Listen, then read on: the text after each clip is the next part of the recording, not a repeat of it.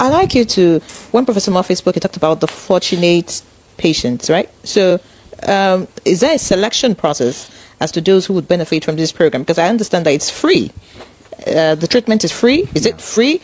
Tell us if it's free. Tell us how you selected the patients that would, take part in this program. And Professor Murphy tried to talk about what the immunotherapy is about. So break that down for us so that, the layman watching can understand what's happening. I mean, the drug goes in and that's the end of all your issues or what? Just make us understand. So you've asked many questions at the same time. I apologize. But no, that's fine. So let me start from the beginning. Yes, the drug is free. But there are processes of getting the patients, because there's what is called patient selection and patient recruitment. Okay. If a patient has metastatic colorectal cancer, that's the one that has spread and the one that has progressed. So it's a cancer of the lower intestine, the large bowel, that has actually progressed on other treatments, chemotherapy and what have you. So if a patient has that, he brings the tissue, that cancer tissue that's, confirmed that he had that cancer in the first place, and then we will now take it out to our laboratory, and then we will run a specialized test called microsatellite instability. Now that test is we are only able to do it now in the National Hospital, thanks to Roche Diagnostics that are also partners in this study. Okay. They provided the machine, they provided the reagents for us to be able to run that test, and it is run free of charge. Okay, so once that test is conducted, we'll now know if the person has what is called microsatellite instability high or low. Those that have high are the ones that will actually benefit from this particular type of immunotherapy, the nivolumab, the drug. So that is the first process.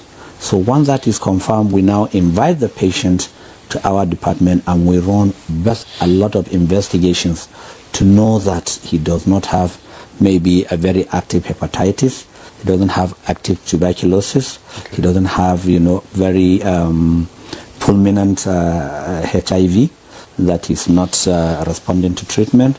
And then we make sure that his kidney functions, his liver functions, his blood levels, and so on and so forth.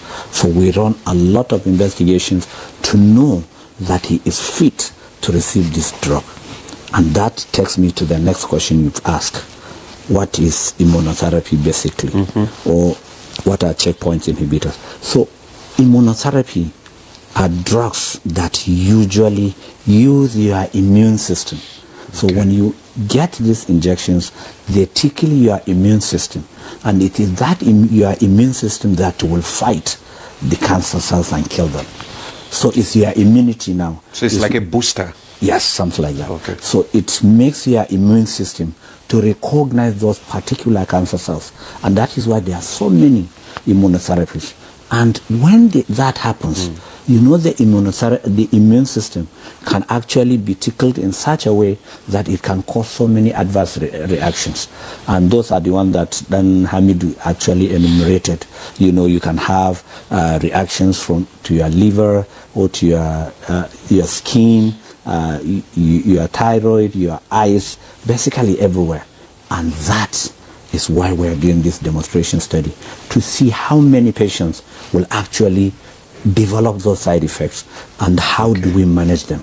And that is why it's a demonstration study. We are not looking for the efficacy of this drug, because that has already been established. The FDA has approved this, and it is in the guideline that we have developed for Nigeria and indeed for sub-Saharan Africa. So it's there. We know the efficacy. We know the possible outcome from just the side drug. Effects. Yes, but the side effects, acceptability, and how we are able to manage those side effects as Nigerians, as Africans, is what is going to be the outcome of this study.